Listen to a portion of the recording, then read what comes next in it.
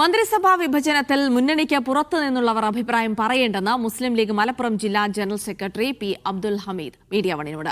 വിദ്യാഭ്യാസ വകുപ്പ് ആര് കൈകാര്യം ചെയ്യണമെന്ന് UDF തീരുമാനിക്കും. ലീഗിനെ വർഗീയവൽക്കരിക്കാനുള്ള ശ്രമം ഇനി വിലപ്പോകില്ല.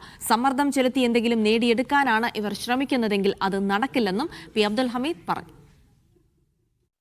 വിദ്യാഭ്യാസ വകുപ്പ് ആര് കൈകാര്യം ചെയ്യണം തീരുമാനിക്കുന്നത് ടീം UDF ആണ്. അത് ഐക്യജനാധിപത്യങ്ങളുടെ നേതൃത്വം സ്വീകരിക്കും. ആരൊക്കെ ഏതൊക്കെ വകുപ്പ് കൈകാര്യം ചെയ്യണമെന്നുള്ള തീരുമാനമൊക്കെ 2 ദിവസത്തിനുള്ള പുറത്തു വരാൻ പോവുകയാണ്.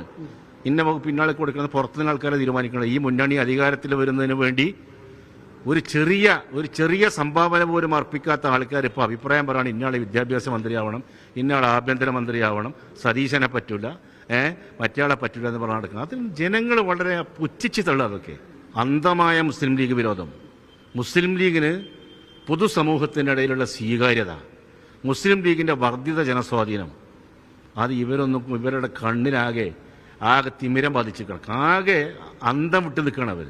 ഇത്രയും വലിയ വിജയം നേടിയിട്ട് മുസ്ലിം ലീഗ് വർഗീയ പാർട്ടിയാണെന്ന് പറഞ്ഞു വെക്കാൻ ശ്രമിക്കുകയാണ് ചിലർ. അതെ, തീർച്ചയായിട്ടും അത് ഇവിടെ വിലപ്പോകൂല. ഞാൻ പറഞ്ഞു അത് വിലപ്പോകൂല. ഇവർ കുറെ കൊല്ലങ്ങൾക്ക് മുമ്പ് തുടങ്ങിയതാണല്ലോ, ഇന്നൊന്നിനും തുടങ്ങിയതല്ലോ. അതൊന്നും ഇപ്പോൾ ജനങ്ങൾ മുഖവിലക്ക് എടുക്കില്ല. അത് അർഹിക്കുന്ന അവഗണനയോടുകൂടി ഞങ്ങൾ തള്ളുകയാണ്. ഇതിന് മറുപടി പറയാൻ ഞങ്ങൾ ആരും തയ്യാറല്ല. ഒരു കാര്യം അവരൊക്കെ ഓർത്താൽ മതി, ഇങ്ങനെ സമ്മർദ്ദ തന്ത്രത്തിലൂടെ എന്തെങ്കിലും വഴിവിട്ട് നേടാനാണ് ഇവരുടെ വിചാരമെങ്കിൽ അത് കേരളത്തിൽ നടക്കൂല.